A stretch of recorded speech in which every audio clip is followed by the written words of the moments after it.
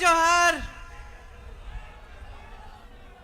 आप सब काफी समय से इंतजार कर रहे हैं ना? बहनें काफी समय से बैठी हैं, गर्मी भी है बहुत। धन्यवाद।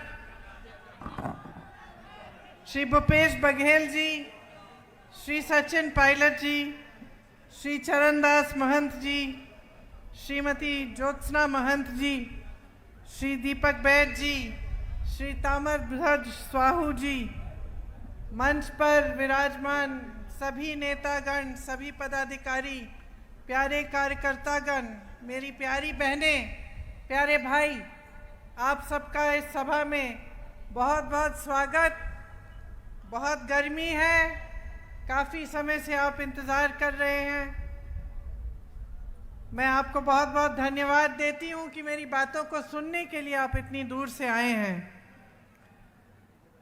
एक बार मेरे साथ बोलिए, भगवान जगन्नाथ जी की, सिद्ध बाबा जी की, मामा महामाया की, छत्तीसगढ़ महतारी जी की।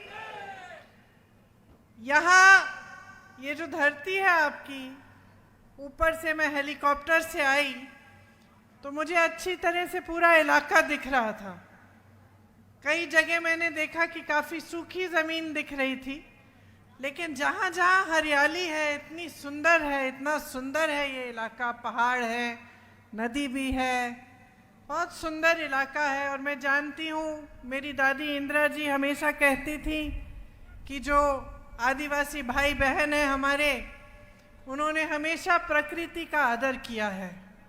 और ये जो ज़मीन है, ये जो जंगल हैं, ये जो नदियाँ हैं, जानवर हैं, इनसे आपका एक अलग जुड़ाव होता है। इनका आप बहुत आदर करते हैं अपनी संस्कृति में। और आपकी जो संस्कृति है आपको सिखाती है कि सब आपस में जब फूले फलेंगे तभी इंसान आगे बढ़ेगा, फूलेगा फलेगा। तो आप हमेशा, चाहे प्रकृति की कुछ भी चीज़ हो, चाहे पेड़ हो, चाहे जैसे मैंने कहा जंगल जानवर हो, आप हमेशा उनका देखभाल करते हुए, सबको अच्छा रखते हुए ही अपने समाज को आगे बढ़ाते हैं। तो ये बात मुझे बचपन में ही इंदिरा जी ने सिखाई थी। जब वो आदिवासी क्षेत्र में जाती थी और उनके आदिवासी भाई बहन उनको कुछ देते थे, हमेशा अच्छी तरह से अपने घर में सजा के रखती थी। आज भी अगर उनके घर जाएं तो आपको उनके कमरे में वो चीज़ें दिखेंगी जो ख़ास तौर से यहाँ के जो छत्तीसगढ़ के आदिवासी भाई बहन हैं, उनकी कला और जो उनकी जो हस्तकला थी, वो चीज़ें आज भी उनके यहाँ, अगर जहाँ म्यूज़ियम बना है वहाँ पे आप जाएं तो आपको दिखेंगी। देखिए, यहाँ ये जो आपकी धरती है, यहाँ मजदूर यूनियन के जन्मदाता पंडित राम कुमार जी दुबे भी रहते थे। ये उनकी जन्मभूमि है। शिक्षा क्षेत्र में योगदान देने वाले विभूति भूषण लाहिड़ी जी का भी एक कर्मस्थली है। और भारत की अखंडता में प्रमुख भूमिका निभाने वाले श्री रतनलाल मालवीय जी, पंडित ज्वाला प्रसाद उपाध्याय जी और बाबूलाल गुप्ता जी भी थे।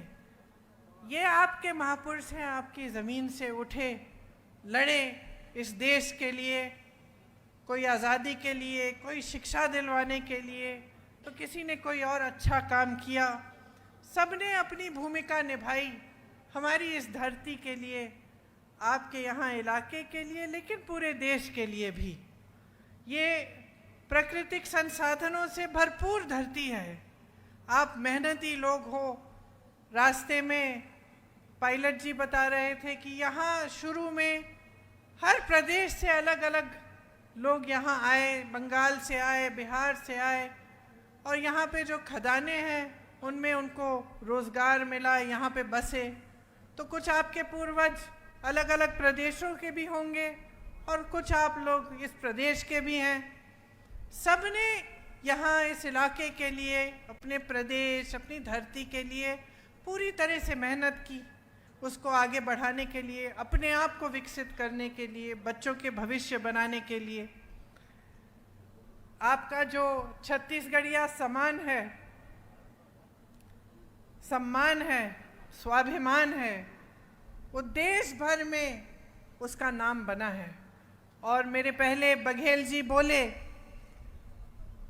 मैं आपसे कहना चाहती हूँ कि बघेल जी ने खूब कोशिश की आपके प्रदेश को आगे बढ़ाने की, और मेरे ख्याल से उन्हीं कोशिशों की वजह से सबसे ज़्यादा आक्रमण उन्हीं पे हुआ।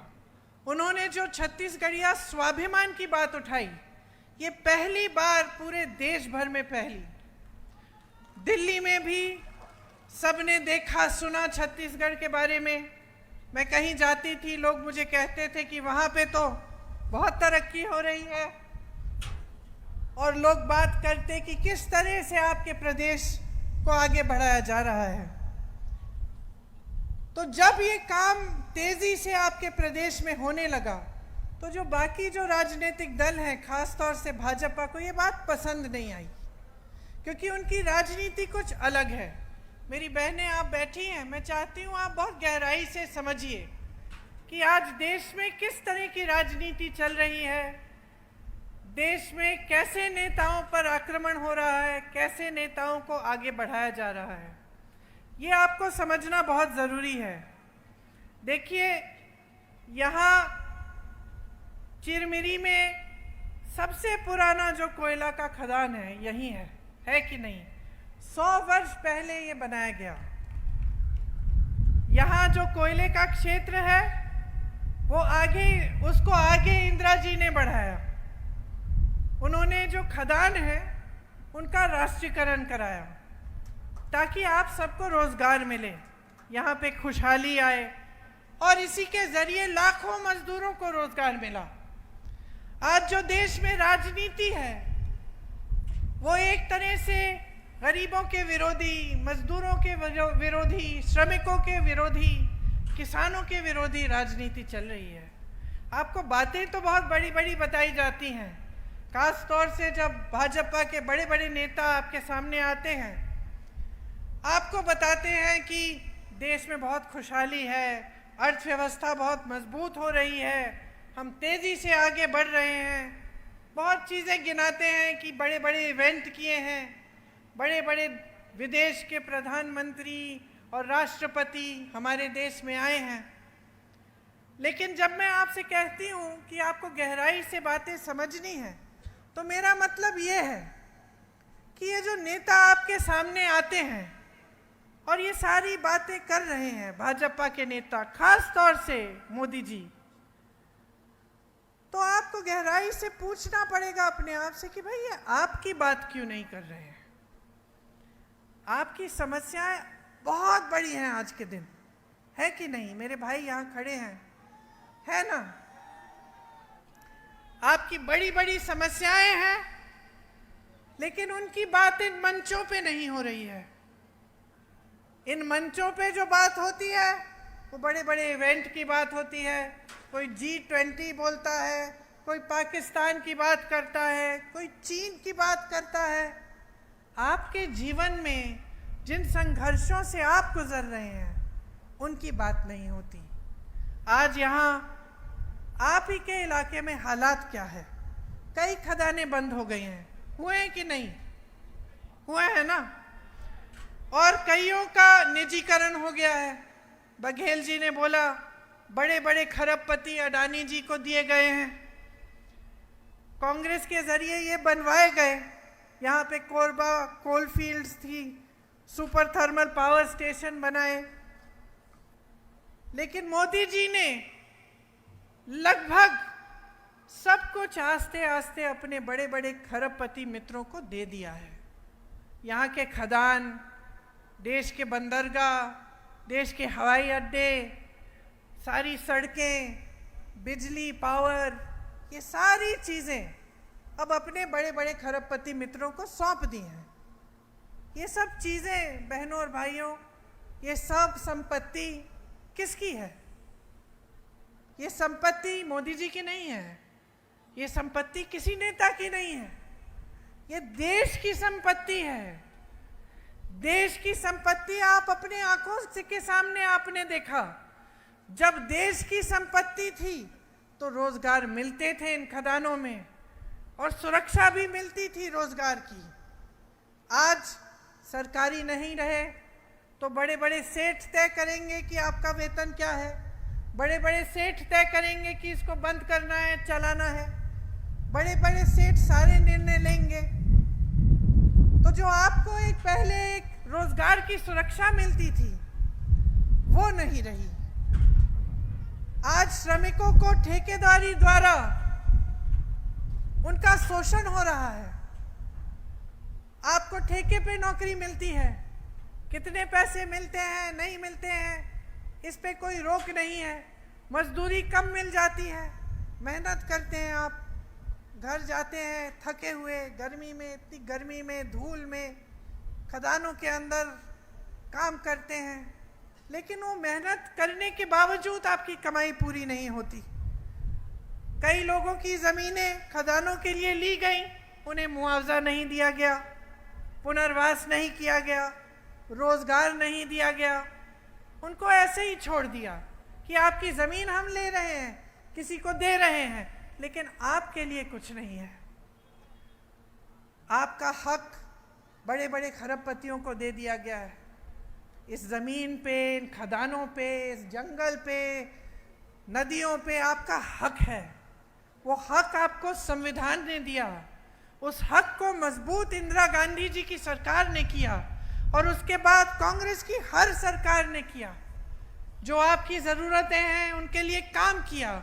आज परिस्थिति ये है कि एक भी ट्रेन, शायद एक ही ट्रेन आ रही है यहाँ। मैं ऊपर से देख रही थी कि दूर दराज इलाका है, यहाँ लोग पहुँचते कैसे हैं? गाड़ी से पहुँचते हैं। मैं यहाँ आई, पूछा तो कहा कि एक ही ट्रेन है दीदी, हवाई अड्डा दूर है, 40 मिनट तो मुझे लगे हेलीकॉप्टर से आने में। तो आप जब गाड़ी से जाते होंगे या आप ट्रेन से जाते हैं तो कितना समय लगता होगा? किसी ने आपको सुविधा दी नहीं, पूछा नहीं।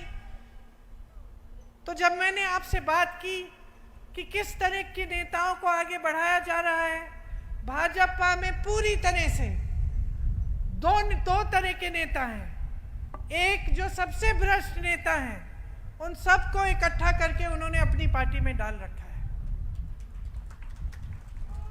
जो दूसरी पार्टियों में भ्रष्ट थे, पहले उनके खिलाफ आरोप लगाए, उन पे छापे मारे, उन पे दबाव डाला, उनको ले लिया अपने पार्टी में, और जब उनकी पार्टी में आ गए तो साफ हो गए, पाक हो गए। तो उनके खिलाफ कोई आरोप नहीं, कोई केस नहीं, कोई कार्रवाई नहीं, सब चुपचाप से बंद किया गया। तो एक तरह का नेता है जो एकदम भ्रष्ट है, और दूसरे तरह का नेता जो सारी हवा की बातें करता है, जो आपकी बात नहीं करता। नरेंद्र मोदी जी से लेकर जो छोटा सा छोटा उम्मीदवार है, इनकी पार्टी में जब आपके सामने भाषण देने आएंगे तो आपके बारे में नहीं बात करेंगे, महंगाई के बारे में नहीं करेंगे, जो आप हर रोज़ जो आपकी समस्याएं हैं, जिनसे आप लड़ रहे हैं, आप संघर्ष कर रहे हैं, वो बातें नहीं उठेंगी। तो ये दो तरह के नेता हैं जो भाजपा में आगे बढ़ाए जाते हैं। हम कांग्रेस पार्टी में हमारा प्रयास होता है कि जिन नेताओं को हम आगे बढ़ाएं, वो सबसे पहले जनता के लिए काम करके दिखाएं।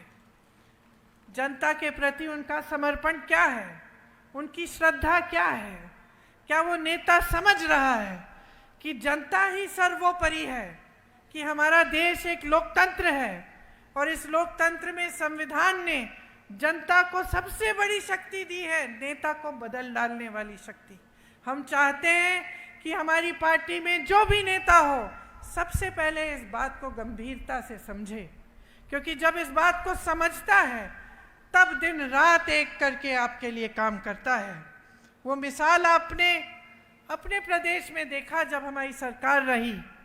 मेरी आदिवासी भाई बहन हैं, हमने पूरा प्रयास किया कि हम आपके लिए सब कुछ जितना भी कर सकते हैं हम करेंगे। आपने देखा होगा कि हमने गौठानों को भी मजबूत बनाने की कोशिश की, आपके अधिकारों को मजबूत बनाने की कोशिश की, आपको पट्टे दिलवाने की कोशिश की। ये सब भाजपा की सरकार नहीं करती। इन चीज़ों पे, इन सब कामों पे रोक लगाती है।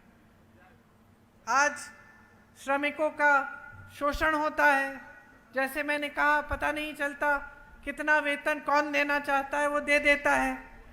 हम अपनी पार्टी में ये प्रयास करना चाहते हैं कि आपके साथ न्याय हो। बघेल जी ने न्याय की बात की।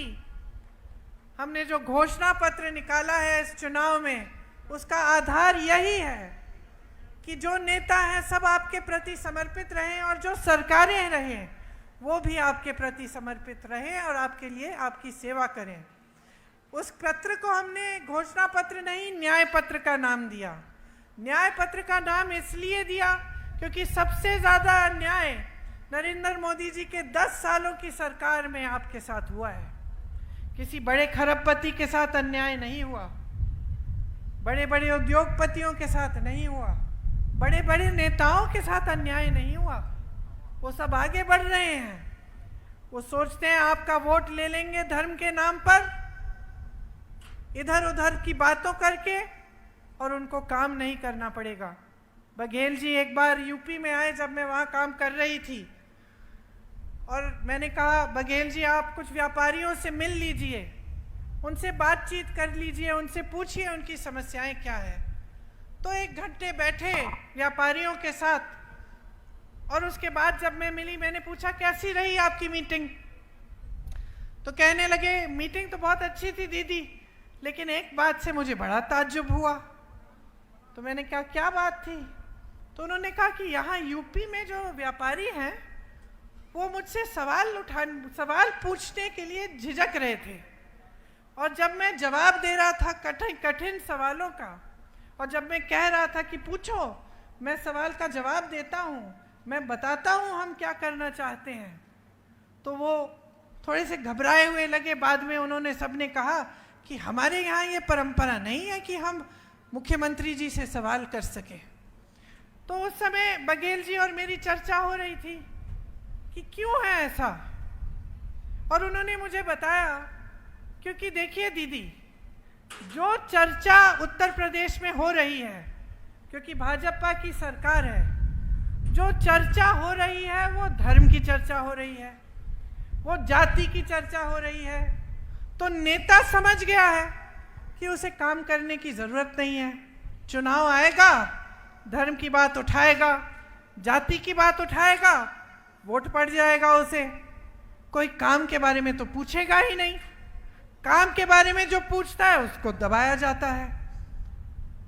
तो मैंने जब इस बात के बारे में गंभीरता से सोचा तो मुझे लगा कि बघेल जी की यह बात बिल्कुल सही है कि जो जवाबदेही होती थी पहले, इंदिरा जी को मैंने देखा, राजीव जी को देखा, एक ज़माने में राजीव जी के साथ जब गांव जाती थी डांट पड़ती थी उन्हें गांव वालों से। उन्हीं के जो संसदीय क्षेत्र में अमेठी में डांट देते थे कि भाई राजीव भैया आपने हमारी सड़क नहीं बनाई, आओ चाय पियो बैठो हमारे साथ, लेकिन वोट हम तभी देंगे जब सड़क बनेगी। जागरूकता बहुत थी। प्रधानमंत्री से सवाल उठा सकते थे कि हमारी सड़क क्यों नहीं बनाई। आज वो जागरूकता जो है कम हो गई है। आज आपके सामने नेता आते हैं, आपको उकसा देते हैं, धर्म की बातें कर लेंगे, कह देंगे कि आपका धर्म संकट में है या फिर आपकी परंपराएं सुरक्षित नहीं है, और उसी के आधार पर फिर आपका वोट ले लेंगे।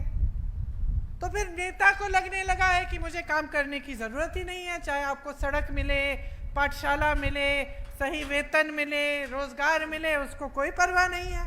वो तो जानता है वोट तो उसको मिलना ही है, उसको बस धर्म का नाम लेना है।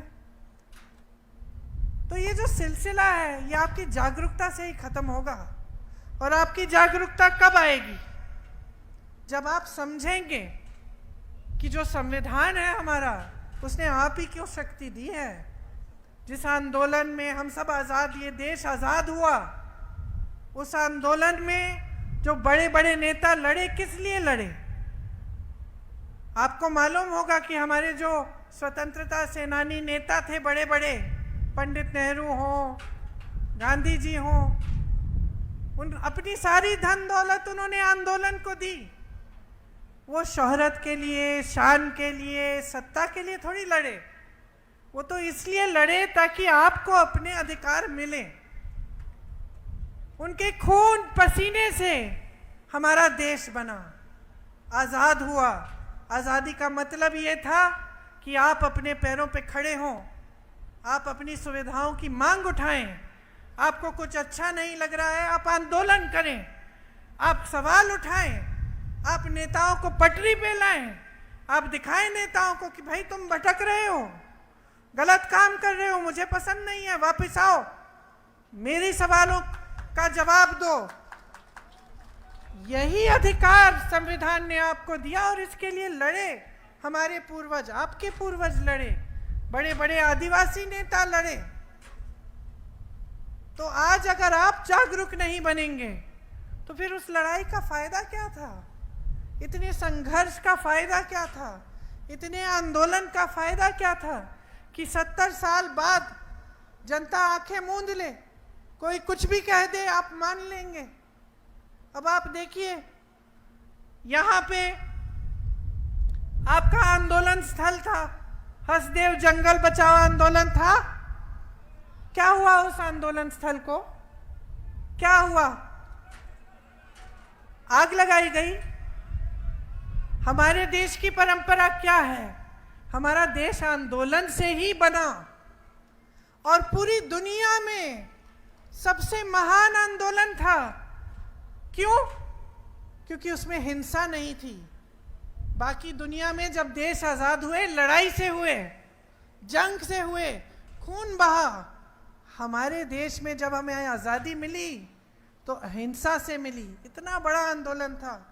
हमारे देश का पूरा आधार ही आंदोलन है और आज आपके आंदोलन स्थल को जलाया जा रहा है। आपके पेड़ काटे जा रहे हैं। 15,000 पेड़ काटे गए हैं। पेड़ काटे गए हैं इसलिए हाथियों से ज्यादा हमला भी हो रहा है आप पे। आपका पर्यावरण बर्बाद किया जा रहा है। यहाँ पे जो बड़ा उद्योगपति आना चाहे, उसको चाहे ज़मीन चाहिए, उसको खदान चाहिए, जो चाहिए मिलता है, आपको नहीं मिल रहा है। हमने जो न्याय पत्र में आपके लिए जो कुछ चीज़ें लिखी हैं, आपको सुननी चाहिए। ध्यान से सुनिए।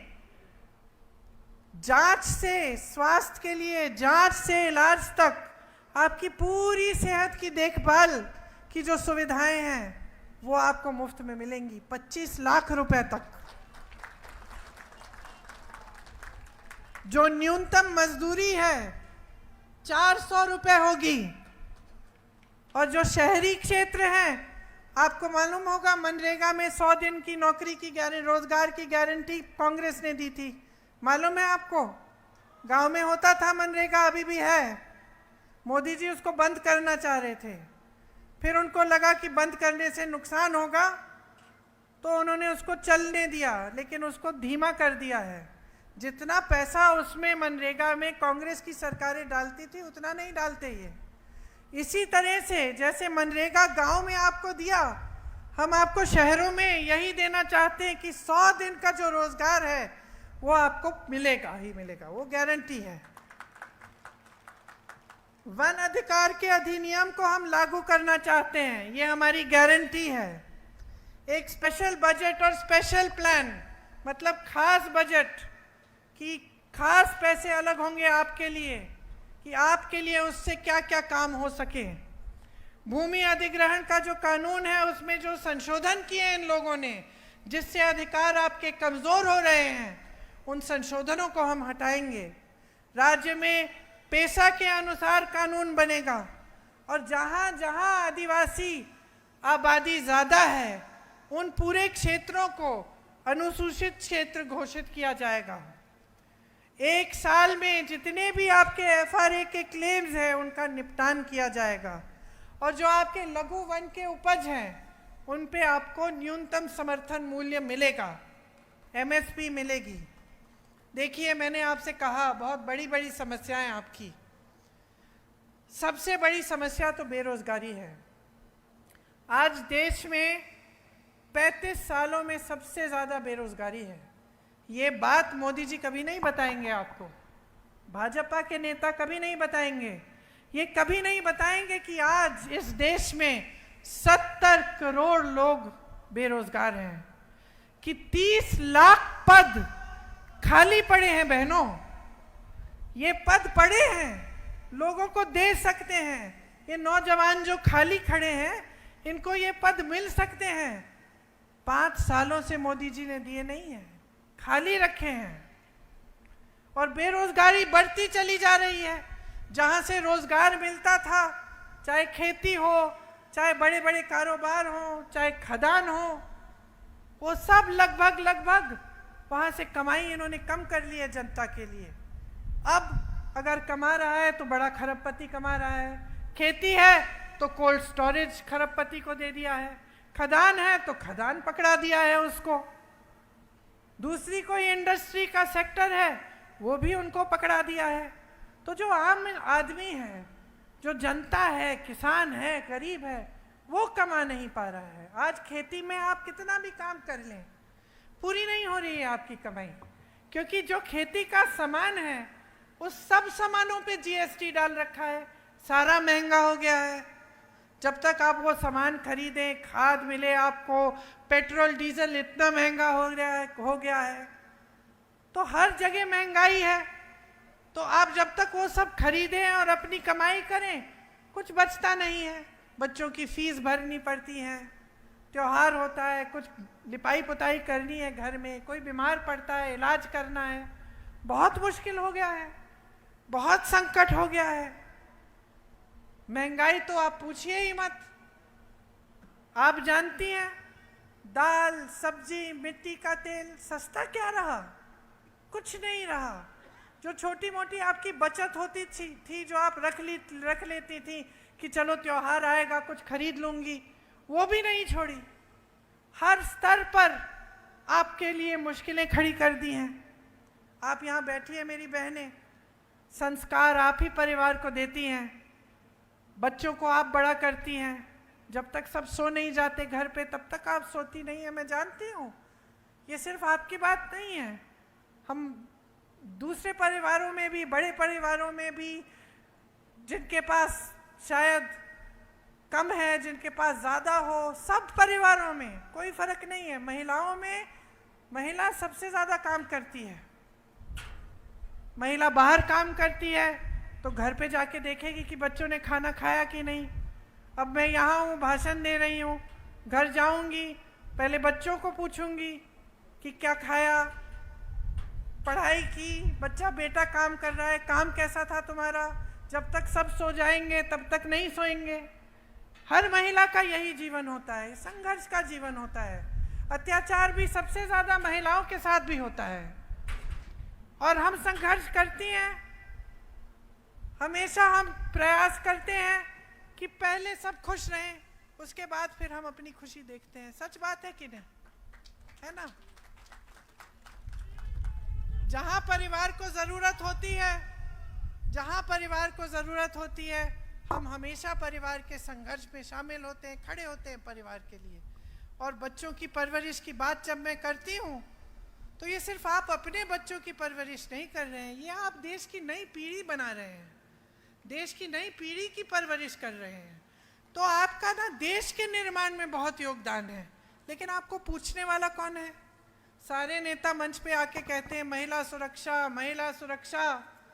मोदी जी कहते हैं हमने महिलाओं को आरक्षण दिया है, माले पहनवाते हैं खुद को महिलाओं से कि मैंने इतना बड़ा काम किया है।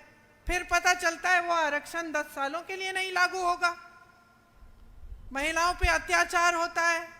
हाथरस में एक नौजवान महिला के साथ अत्याचार हुआ, उसको जला के मार दिया। मोदी जी और उनकी सरकार ने क्या किया? पलक नहीं झपकाई। उन्नाव में यही हुआ। मैं गई थी उस महिला के घर, मैं आपको बता नहीं सकती बहनें क्या सुना मैंने उस घर में। उसकी भाभी थी, क्या क्या बताया उसकी भाभी, कुछ नहीं छोड़ा, क्योंकि वो भाभी भाजपा से जुड़ा हुआ था जिसने अत्याचार किया। कुछ नहीं छोड़ा उस घर में। उसके पिताजी को पीटा, उसके भाइयों को पीटा, उसकी भाभी को धमकाया, 9 साल की भाभी की बेटी को धमकाया कि तुम पाठशाला मत आओ, तुमको भी दिखाएंगे। उस महिला को जला दिया, उसके पिताजी के खेत भी जला डाले। कोई ऐसा अत्याचार नहीं बचा जो नहीं किया, लेकिन भाजपा के नेताओं ने एक शब्द नहीं बोला उसके पक्ष में।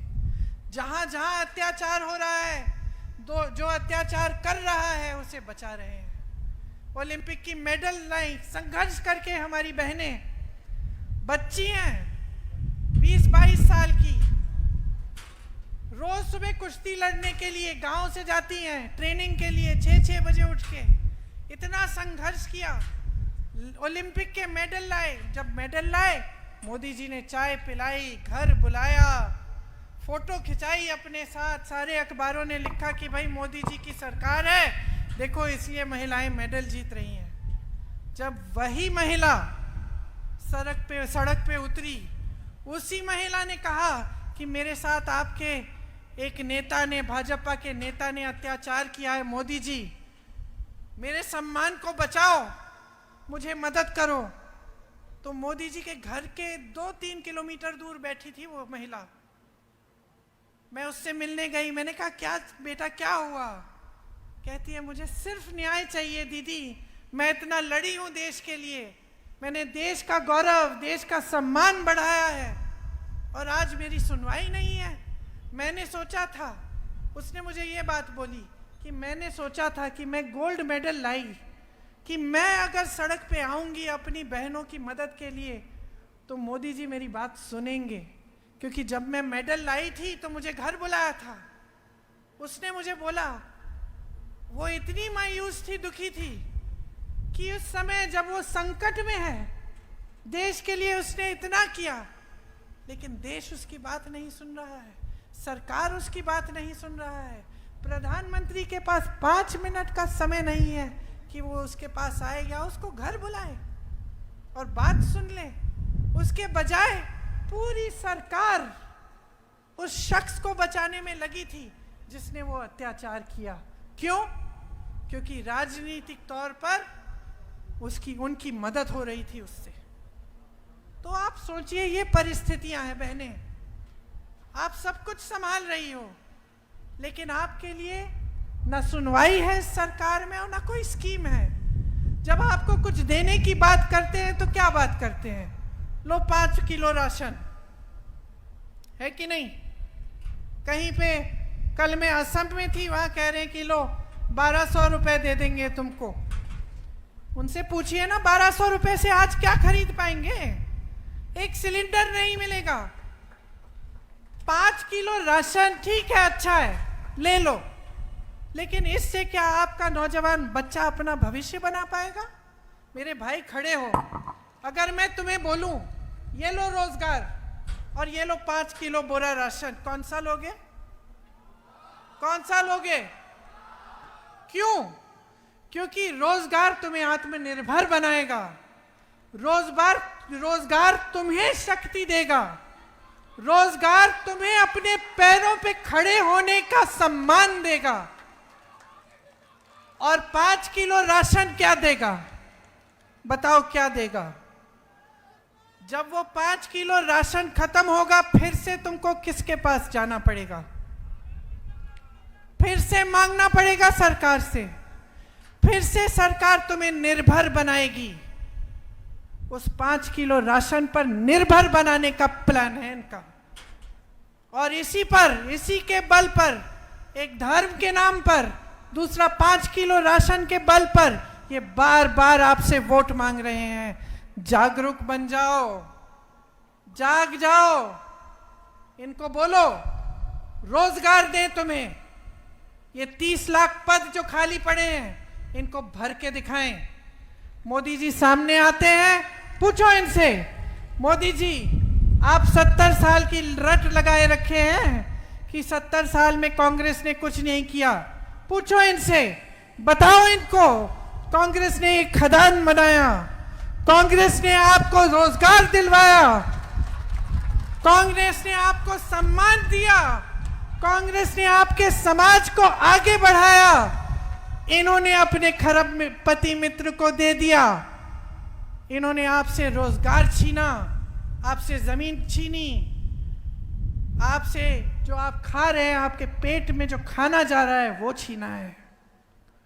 जागरूक बन जाओ, क्योंकि जब जागरूक नहीं होगे तो सिर्फ आपका भविष्य नहीं, पूरे देश का भविष्य संकट में आएगा।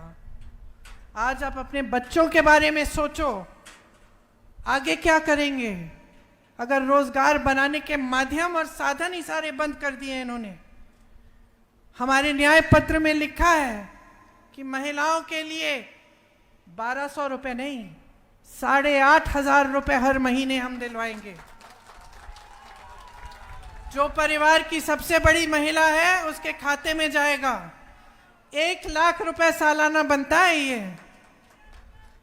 मैंने आपसे कहा 25 लाख तक आपका इलाज फ्री होगा, और सरकारी नौकरियों में मेरी बहनों को 50% आरक्षण इसलिए मिलेगा ताकि मेरी बहनें अपने पैरों पे खड़ी हो पाएं। आशा, आंगनवाड़ी, मिड डे मील, मितानीन जो बहनें हैं, आप सबके वेतन में केंद्र सरकार से एक योगदान होता है, उसको हम 2 गुना करेंगे ताकि आपके वेतन बढ़ें। तो सिर्फ ये आग्रह है आपसे कि आप जो देश की परिस्थितियां हैं वो समझ जाएं। देश की परिस्थितियां आज ये है कि आज आपके जो मुख्यमंत्री थे बघेल जी, इन पे इतना हमला क्यों हुआ? मैंने आपसे बताया, क्योंकि आपके स्वाभिमान की बात की। इनको अच्छा नहीं लगा कि कहीं पे एक प्रदेश में एक मुख्यमंत्री ऐसे हैं जो खड़े हो जाते हैं अपने प्रदेश के लिए, जो लड़ लेते हैं अपनी जनता के लिए, तो इनको दबाने की कोशिश की गई। इसी तरह से जो इनके खिलाफ लड़ रहा है, उनके खिलाफ केस, भ्रष्टाचार के आरोप, इस देश के इतिहास में पहली बार ऐसा होगा कि 2 मुख्यमंत्री चुनाव के समय जेल में डाल दिए गए। उनमें से एक आदिवासी मुख्यमंत्री हैं, हेमंत सोरेन जी, और देखिए क्या है आपका समाज। उनको जेल में डाला, उनकी बीवी खड़ी हो गई, शान से भाषण देती हैं, शान से प्रचार कर रही हैं, कह रही हैं मेरे पति अगर जेल में है कोई बात नहीं, मैं लड़ूंगी उनकी लड़ाई। ये है आदिवासी समाज की शान। और कितने सुंदर भाषण देती है, बहुत सक्षम महिला है, और हम चाहते हैं कि आप सब उनकी तरह सक्षम बने। विपक्ष पर हमला हो रहा है, एक तरफ विपक्ष को कहा जा रहा है भ्रष्ट हैं, भ्रष्ट हैं, भ्रष्ट हैं। मोदी जी तो शायद इकलौते नेता होंगे जो देश में मंच पे खड़े होकर कहते हैं कि मैं ही एक ईमानदार हूं जो सारी दुनिया से लड़ रहा है, भ्रष्टाचार से लड़ रहा है। बहुत ईमानदार हैं, बहुत ईमानदार हैं। इसलिए चुनाव के समय ईमानदारी से आपके काम की बात नहीं कर सकते। ईमानदारी से आपको ये नहीं बता सकते कितनी नौकरियां दी, कितने रोजगार दिए, कितनी पाठशालाएं खोली, कितनी यूनिवर्सिटी बनाई, कितने अस्पताल बनाए। ईमानदारी से नहीं कह सकते। ईमानदारी से ये नहीं कह सकते कि जो अधिकारी हैं, जो सेना में भर्ती हैं, उनके भविष्य के साथ क्या किया, पेंशन खत्म कर दिया, और जो सेना में भर्ती हैं उनको 4-5 साल की अग्निवीर का प्रोग्राम दे दिया ताकि 4 साल बाद घर आए और फिर से बेरोजगार हो जाएं। ईमानदारी से ये बात नहीं कह सकते आपके सामने, सच्चाई आपसे कभी नहीं कह सकते। ये कहते हैं कि सबसे ईमानदार है, लेकिन सबसे बड़ी भ्रष्टाचार की स्कीम नरेंद्र मोदी जी इस देश में लाए। सुन लीजिए क्या थी वो स्कीम, कि जो भी चंदा देगा राजनीतिक दल को, जो भी चंदा देगा उसका नाम गुप्त रहेगा। इसका मतलब है जनता को नहीं पता चलना चाहिए कि अडानी ने कितने 1000 करोड़ दिए हैं या किसी और ने कितने 1000 करोड़ दिए हैं। जब सुप्रीम कोर्ट में केस लगा और न्यायाधीशों ने ये कहा कि ये पारदर्शी होना चाहिए, तब अचानक मोदी जी, अमित शाह जी सब इंटरव्यू देने लग गए कि भाई हमने बड़ी पारदर्शी स्कीम बनाई, देख लो पहली बार पूरे देश में लिस्ट निकल आई है। अरे आपने थोड़ी निकाली लिस्ट, ये तो कोर्ट के ऑर्डर पे आपसे निकलवाई गई है लिस्ट, आपने तो इसको गुप्त रखा था। और सुनिए क्या गुप्त रखा था, गुप्त ये रखा था कि हजारों करोड़ रुपए इन्होंने अपने बड़े बड़े खरबपति दोस्तों से लिए तो हैं, लेकिन ऐसे ऐसी कंपनियों से लिया है जिन पे पहले इन्होंने छापा मारा, चंदा लिया, छापे बंद, केस डाले, चंदा लिया, केस बंद। या फिर ठंडे बस्ते में वो गुजरात में पुल गिरा, सैकड़ों लोग उसमें गिर के बह गए पानी में, याद है आपको? उस पुल को बनाने वालों से चंदा लिया।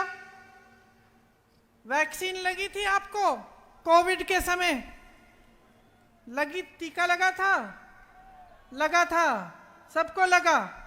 वो याद है आपको? यूं टीके की सर्टिफिकेट मिलती थी, किसका चेहरा था उस पे? और जोर से बोलो, था ना, मोदी जी का चेहरा। आज जरा देखो, सर्टिफिकेट बनवाने की कोशिश करो, चेहरा नहीं होगा। अब फोटो नहीं छप रही है मोदी जी की, क्यों? क्योंकि उस टीके को बनाने वाली कंपनी से इन्होंने चंदा लिया। और आज बाहर क्या आया है? बड़ी मेडिकल रिपोर्ट बाहर आई है कि काफी लोग उस टीके को, जब वो टीका लगा तो उसमें से 1-2% लोग ऐसे हैं जो गिर के मर गए। किसी को पता नहीं चला कि क्यों गिर के मर रहे हैं। कोई मंच पे खड़ा भाषण दे रहा है, भगवान ना करे लेकिन कोई मंच पे खड़ा भाषण दे रहा है, या फिर कोई खेती में काम कर रहा है। कई ऐसे लोग शहरों में जिम कर रहे थे, नौजवान, अच्छी सेहत के, 30-40 साल की उम्र, गिर के मर गए। पहले समझ में नहीं आ रहा था कि क्या है। आज उस कंपनी ने कह दिया कि हाँ ऐसा है कि कुछ 1-2% लोगों को ऐसा हो सकता है। तो आप सोचिए,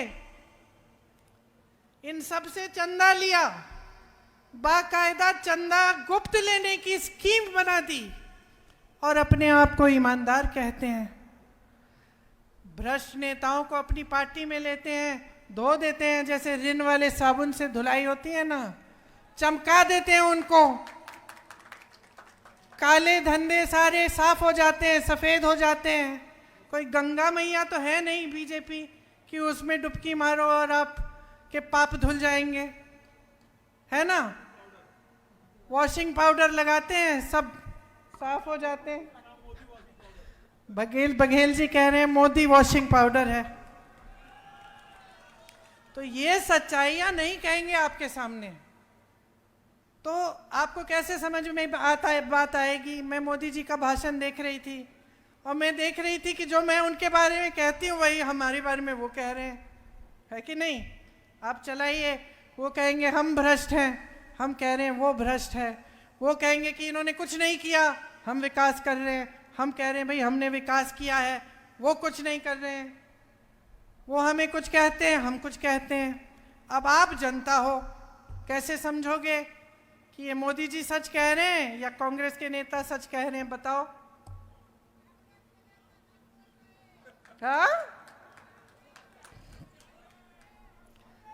देखो बहनें, घर में शादी होने वाली होती है ना, लड़का देखने जाती हो, क्या देखती हो सबसे पहले? मैं बताऊं, अगर मेरी लड़की की शादी हो रही होती तो मैं सबसे पहले क्या देखती कि लड़के की नीयत क्या है ना? ठीक है, काम करता है, मेहनती है, ये सब ठीक है, लेकिन नीयत क्या है? नीयत सही नहीं है तो शादी नहीं होगी। सही बात? तो नेताओं में नीयत क्यों नहीं ढूंढते?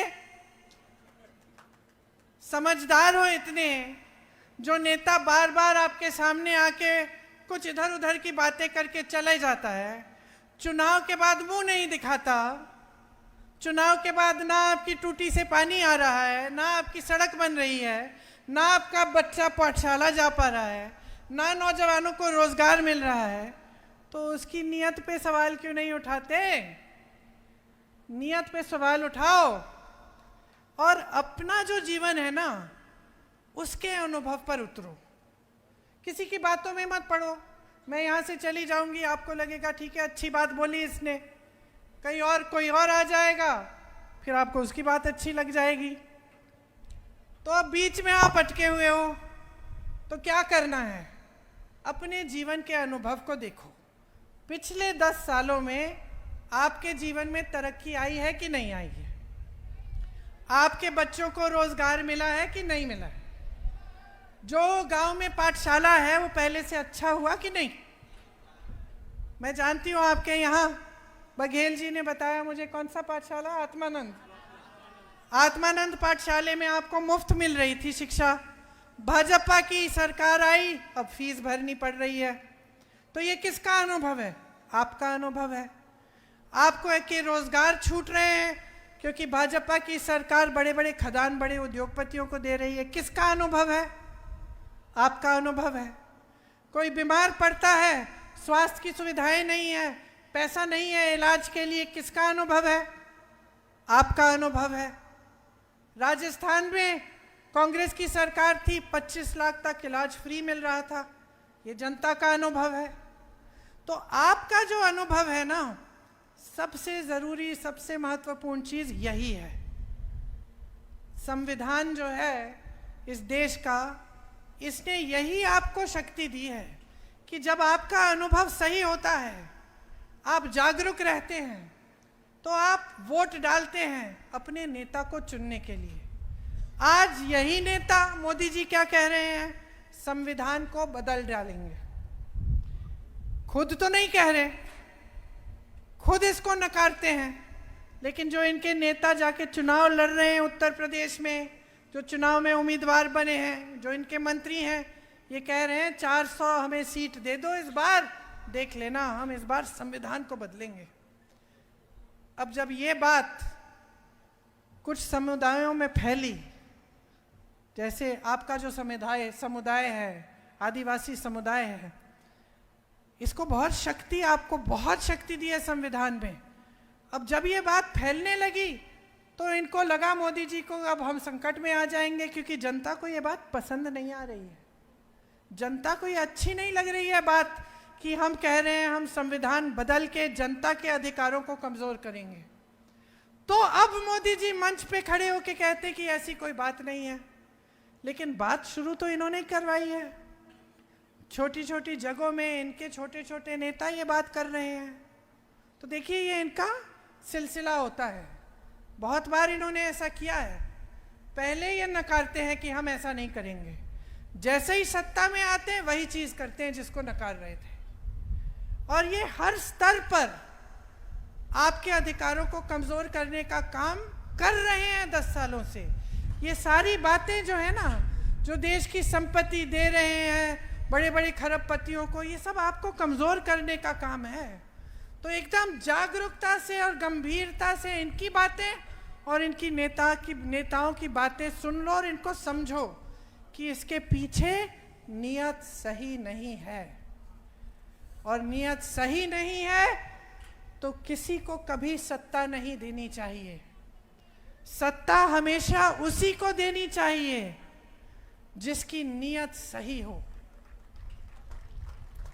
ये कोई नई बात नहीं है जो मैं समझा रही हूं आपको।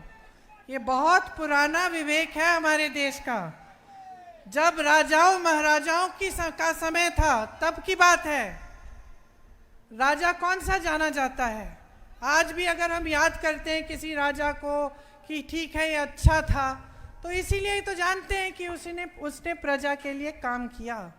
उसने सबसे पहले आपकी ज़रूरतों को रखा, तभी वो अच्छा माना जाता था।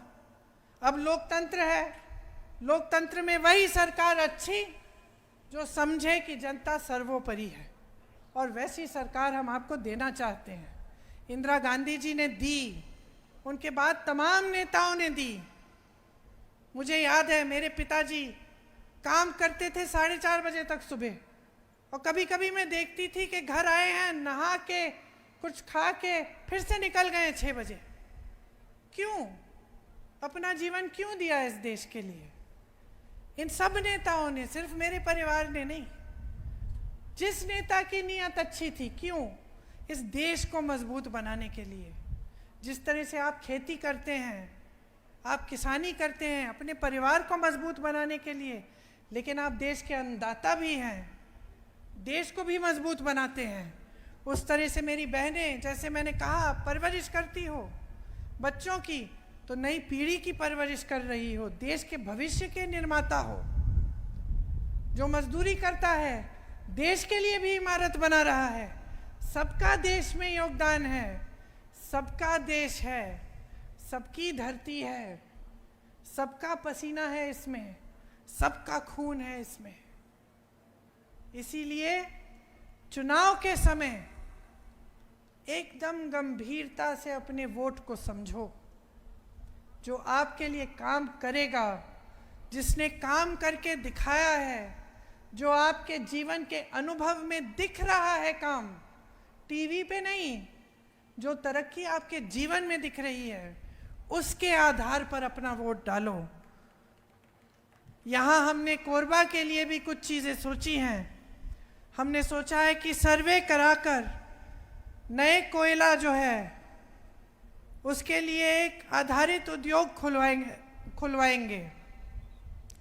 आपने जो कास्ट माइनिंग से जो आपकी ज़मीनें बर्बाद हुई हैं उनको समतल कराया जाएगा ताकि वहाँ आपकी आबादी बस पाए। यहाँ चिरमिरी में ट्रेन सेवा हम शुरू करना चाहते हैं ठीक ढंग की, कि अगली बार मैं यहाँ आऊँ तो आपके पास में किसी दूसरे माध्यम से भी पहुँच पाऊँ, और ये जो सब दूर दराज इलाके हैं आपके सारे जुड़ जाएं। किसी को मिलने जाना हो, रिश्तेदारों को कहीं और रह रहे हैं, आप जा पाएँ सुविधा से।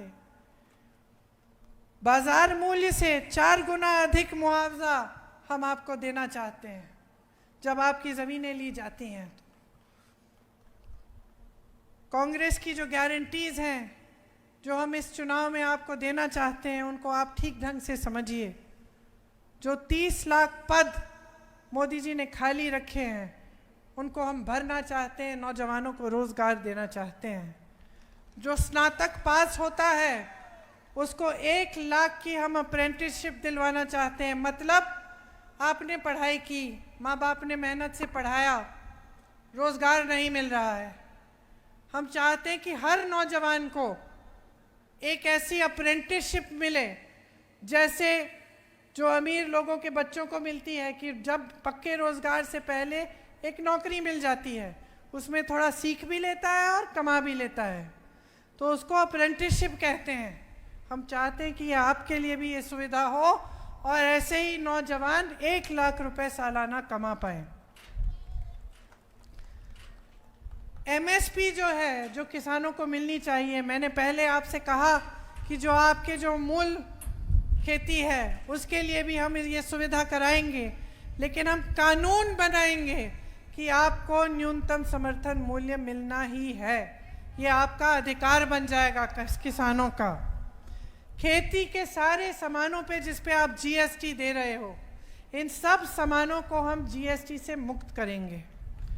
आपके फसल का नुकसान होता है, 30 दिनों में भुगतान आपको हम देना चाहते हैं।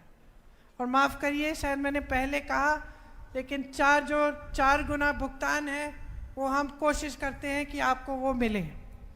भूमिहीनों को ज़मीन दी जाएगी और न्यूनतम मजदूरी यहाँ पे 400, पूरे देश में 400 रुपये की होगी। इसका मतलब है कि कोई ठेकेदारी पे भी आपको अगर नौकरी दे तो कम से कम उसे 400 रुपये की दिहाड़ी आपको देनी ही पड़ेगी।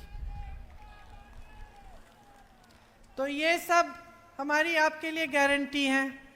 अब आपने खुद अपने अनुभव से देखा कि जब हमारी कांग्रेस की सरकार थी तो जितनी हमने गारंटी आपको दी थी, चाहे किसानों के कर्ज माफ़ करने की, चाहे हमने आपको 35 किलो राशन दिया, ये सब हमने आपको करके दिखाया। तो अब जो चुनाव आ रहा है उसमें अगर आप कांग्रेस पार्टी को जिताएंगे, अपने ही विवेक से, अपनी ही समझदारी से आप हमारी उम्मीदवार के पक्ष में वोट डालेंगे, तो आप अपनी ही तरक्की कराएंगे और अपना ही भविष्य उज्जवल करेंगे। तो मैं आपसे आग्रह करती हूँ कि ये सारी गारंटी अगर आप अपने जीवन में उतरते हुए देखना चाहते हैं, अगर आप अपने जीवन के अनुभव को बेहतर बनाना चाहते हैं, अपने बच्चों के भविष्य को उज्जवल बनाना चाहते हैं, तो आप कांग्रेस को वोट दीजिए। मुझे यकीन है कि जब आप सारे नेताओं के भाषण सुनेंगे और ध्यान से बारीकी से उनकी बातों को समझेंगे तो आपको समझ में आ जाएगा कि किसकी नीयत ठीक है और किसकी नीयत गलत है। आप सबको बहुत बहुत धन्यवाद। बहुत ध्यान से मेरी बातें सुनी। हो सकता है कुछ बातें छूटी भी होंगी, उसके लिए क्षमा चाहती हूँ। जय हिंद।